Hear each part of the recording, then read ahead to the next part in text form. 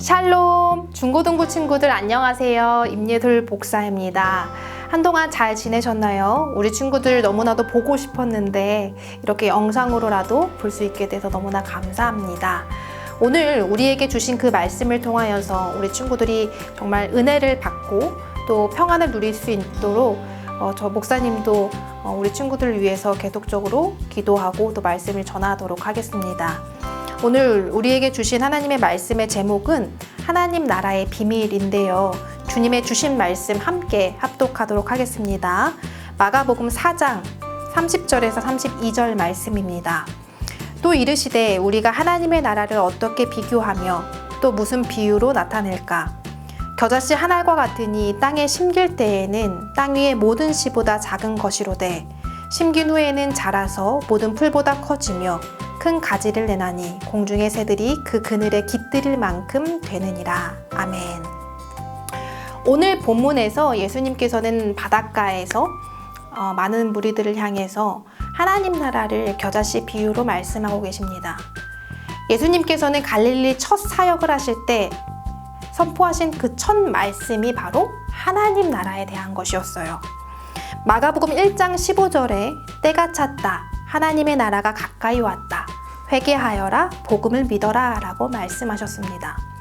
그 뒤에 계속적으로 이 갈릴리 사역을 집중하시고는 오늘 본문 4절에 다시금 하나님 나라에 대해서 말씀하고 계십니다.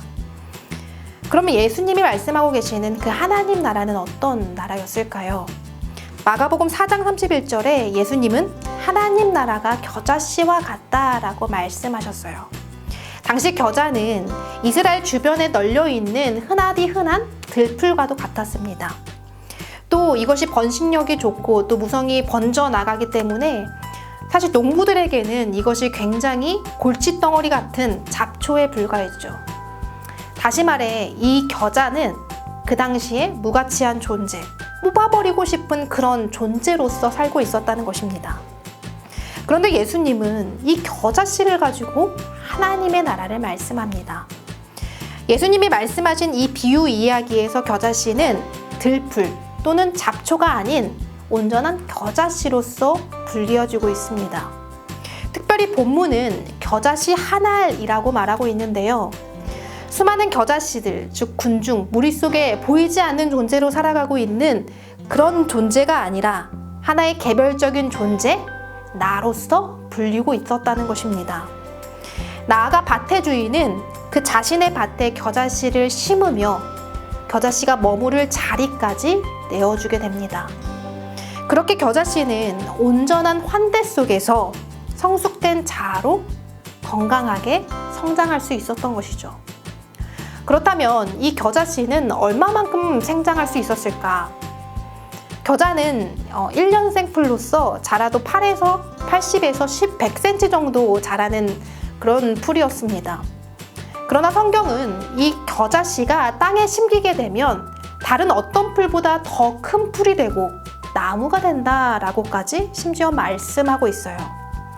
누가복음 13장 19절에 나무가 되어 라고 말하고 있고 마가복음 4장 32절에 보면 이 겨자씨가 풀보다 커서 나무가 되매 라고 말씀합니다.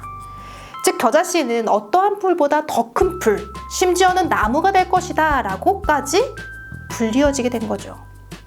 하찮은 존재로 여겨지던 이 겨자씨가 주인의 밭에 심기우게 되고 가꾸어지게 되고 돌보아지게 되고 그곳에서 정말 존귀한 존재로 여김받고 살아갈 수 있게 되었다는 것입니다. 그렇게 되자 어떻게 됩니까? 이 겨자씨가 건강하게 무성히 자라서 이제는 또 다른 공중의 새들까지도 자신의 자리에서 머무르고 쉬게 하고 깃들여질 수 있도록 그늘이 되어주는 존재로 발전하게 됩니다. 마가복음 4장 32절에서는 공중의 새들이 그 그늘에 깃들일 수 있게 된다라고 말씀합니다. 즉 환대받았던 그 겨자가 이제는 소외받고 외면당한 이 배제된 존재를 다시금 환대하는 존재로 전환되었다라는 것이죠.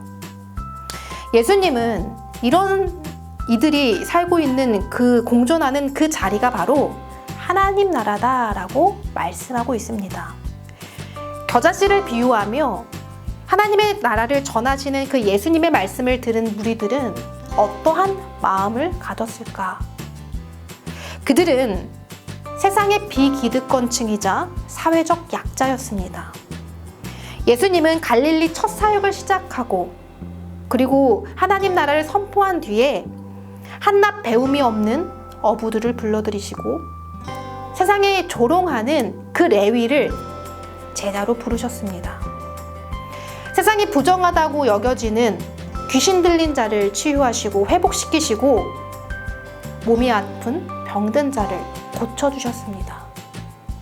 굶주린 자들을 먹이시고 그들에게 구원을 선포하셨습니다. 즉, 자신의 밭에 이 세상에서 작디 작은 그 겨자씨를 심고 부지런히 가꾼 밭의 주인처럼 예수님은 이 세상에 가난하고 병들고 아프고 부정하다 여겨지는 그러한 자들과 만나주시며 그들을 돌보시며 그들을 구원해 주셨다는 것이죠. 따라서 예수님에게 모인 사람들은 어떤 사람이었을까? 로마의 압제에서 고통받고 종교 기득권층들에 의해서 정죄받으며 가난 속에 살아야 했던 그러한 약자들이었던 것입니다. 그런데 예수님께서는 그들과 같은 처지로서 겨자씨를 비유하며 하나님 나라를 말씀합니다. 하나님 나라는 권력자들의 억압 속에 잡초처럼 짓밟히며 눈물 속에 살아야 했던 그 겨자씨들이 환대받고 나무가 될 수 있는 세상이었고, 또 환대받았던 자들이 또 다른 제2의 잡초, 공중의 새들을 환대하는 세상이기도 했습니다.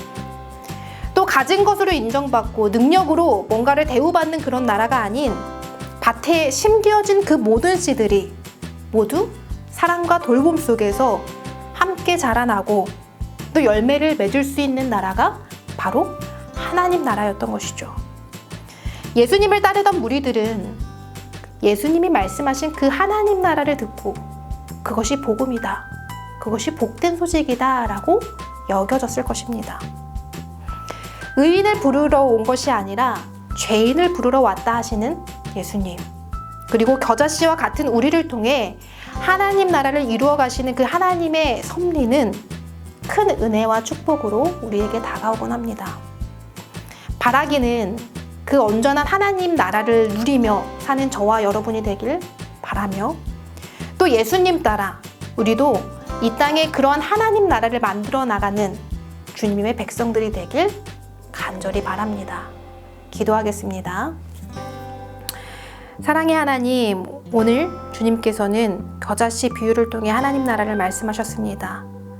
그리고 그 나라 가운데 우리를 속하여 죽게 하신 주님, 너무나도 감사드립니다.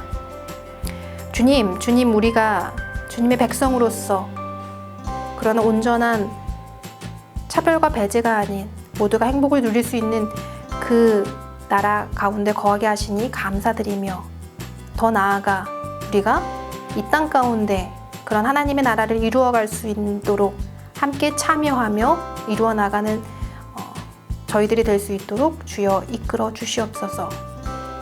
그리하여서 이 땅에 더욱더 그 하나님의 나라가 확장될 수 있도록 도와주시옵시고, 많은 이들이 울고 있을 힘든 또 어려움을 겪은 많은 이들이 이 하나님 나라 가운데서 온전한 기쁨을 누릴 수 있도록 주여 인도하여 주시옵소서. 감사드리며 예수님의 이름으로 기도드립니다. 아멘.